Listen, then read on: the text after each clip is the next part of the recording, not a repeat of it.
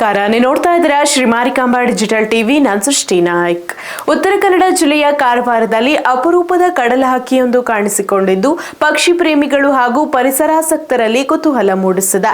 ಉಷ್ಣವಲಯದ ಮಹಾಸಾಗರಗಳಲ್ಲಿ ಮಾತ್ರ ಸಾಮಾನ್ಯವಾಗಿ ಕಂಡುಬರುವ ವಿರಳ ರೆಡ್ ಫೂಟೆಡ್ ಬೂಬಿ ಹಕ್ಕಿಯೊಂದು ಗಾಯಗೊಂಡ ಸ್ಥಿತಿಯಲ್ಲಿ ಪತ್ತೆಯಾಗಿದ್ದು ಅರಣ್ಯ ಇಲಾಖೆ ಅದನ್ನು ರಕ್ಷಿಸಿ ಚಿಕಿತ್ಸೆ ನೀಡುತ್ತಿದೆ. ಏನಿದು ಅಪರೂಪದ ಹಕ್ಕಿ? ಕಾರವಾರಕ್ಕೆ ಹೇಗೆ ಬಂತು? ಇಲ್ಲಿದೆ ಸಂಪೂರ್ಣ ಮಾಹಿತಿ.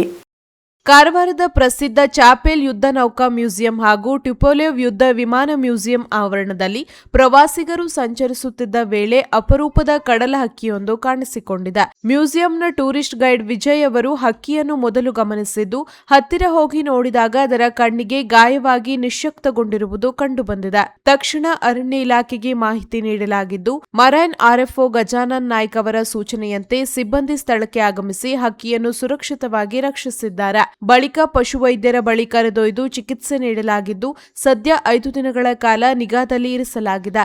ಸಂಪೂರ್ಣ ಚೇತರಿಸಿಕೊಂಡ ಬಳಿಕ ಮತ್ತೆ ಅದರ ನೈಸರ್ಗಿಕ ಆವಾಸಕ್ಕೆ ಬಿಡಲು ಇಲಾಖೆ ನಿರ್ಧರಿಸಿದೆ.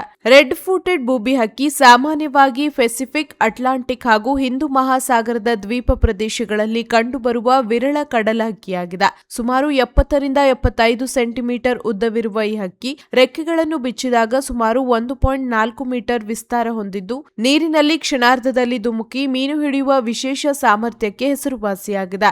ಸಾಮಾನ್ಯವಾಗಿ ಸಾವಿರಾರು ಸಂಖ್ಯೆಯಲ್ಲಿ ಗುಂಪು ಗುಂಪುಗಳಾಗಿ ವಾಸಿಸುವ ಈ ಹಕ್ಕಿ ಕಾರವಾರಕ್ಕೆ ಒಂಟಿಯಾಗಿ ಹೇಗೆ ಬಂತು ಎಂಬುದು ಇದೀಗ ಕುತೂಹಲಕ್ಕೆ ಕಾರಣವಾಗಿದೆ. ದಾರಿ ತಪ್ಪಿದೆಯೇ ಅಥವಾ ಪ್ರತಿಕೂಲ ಹವಾಮಾನದಿಂದ ಇಲ್ಲಿ ತಲುಪಿದೆಯೇ ಎಂಬ ಪ್ರಶ್ನೆಗಳಿಗೆ ಇನ್ನೂ ಸ್ಪಷ್ಟ ಉತ್ತರ ಸಿಕ್ಕಿಲ್ಲ. ಒಟ್ಟಾರೆ ಕಾರವಾರದಲ್ಲಿ ಅಪರೂಪದ ಕಡಲ ಹಕ್ಕಿಯ ಆಗಮನ ಪಕ್ಷಿ ಪ್ರೇಮಿಗಳು, ಪರಿಸರಾಸಕ್ತರು ಹಾಗೂ ಸಾಗರ ವಿಜ್ಞಾನಿಗಳ ಗಮನ ಸೆಳೆದಿದೆ.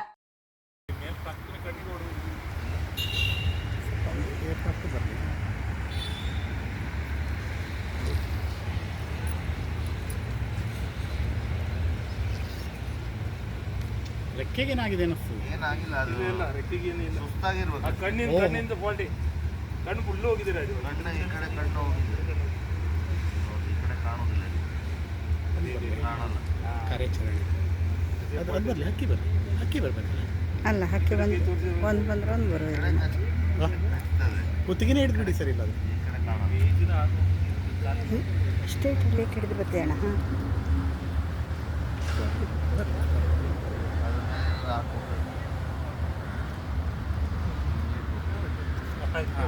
ಒಂದ್ಸಲ ಮೇಲೆ ತೋರಿಸಿ ಸರ್. ಹಾಂ